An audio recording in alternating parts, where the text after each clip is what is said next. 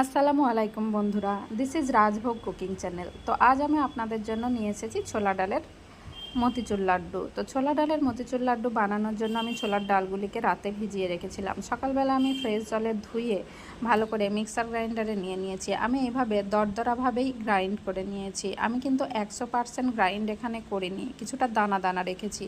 তো এবার আমার হয়ে গেছে। আমি এর মধ্যে মিশিয়ে দেব লবণ এবং মৌরি। এটাকে ভালোভাবে হাতের সাহায্যে মেখে নেব, কেননা মৌরি এবং লবণ যেন মিশ্রণটির সব জায়গায় লেগে যেতে পারে। অন্যদিকে আমি কড়াই বসিয়েছিলাম, কড়াইতে তেল ঢেলে দেব। আমি এখানে সাদা তেল ইউজ করেছি। তো তেল গরম হলে আমি এবার পকোড়াগুলিকে ছেড়ে দেবো। এখানে আমি বানিয়ে নেব প্রথমে ছোলার ডালের যে ব্যাটারটা, সেখান থেকে আমি পকোড়া ভেজে নেব।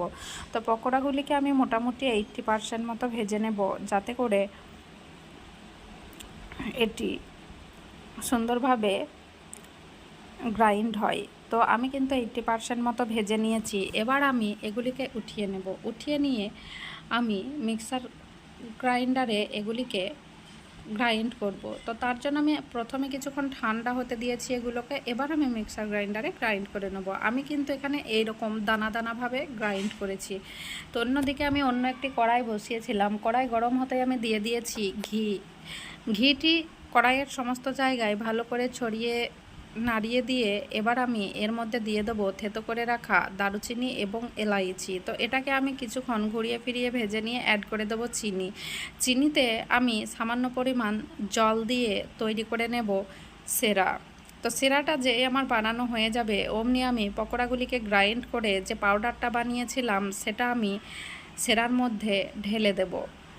তো আমি কিন্তু এখানে আমার চিনি সেরাটা মোটামুটি রেডি হয়ে আসছে। এমতো অবস্থায় আমি ঢেলে দিলাম পকোড়া পাউডারগুলিকে।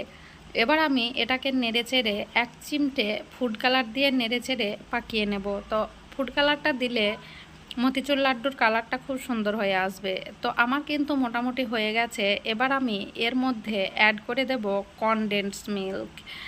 তো আমি আমুলের যে কনডেন্স মিল্ক হয় সেটা আমি এখানে 2 টেবিল স্পুন পরিমাণ ইউজ করেছি, যাতে করে মতিচুর লাড্ডুর ঘ্রাণ এবং টেস্টটা খুবই সুন্দর আসে। তো আমি এটিকে দিয়ে ভালোভাবে নেড়ে চেড়ে নেব। তারপর আমি শেষে অ্যাড করে দেব ড্রাই ফ্রুট। আপনারা চাইলে এখানে 4 মগজ ইউজ করতে পারেন। আমার কাছে আজ 4 মগজটা ছিল না, তাই আমি ইউজ করতে পারিনি। আমি এখানে ইউজ করেছি কাজু বাদাম। তো আমি কাজু বাদামটি দিয়ে ভালো করে ঘুরিয়ে ফিরিয়ে নাড়িয়ে নিয়ে এটাকে নামিয়ে নেব। নামিয়ে কিছুক্ষণকার জন্য আমি ঠান্ডা হতে দেব। তো ঠান্ডা হয়ে গেলে আমি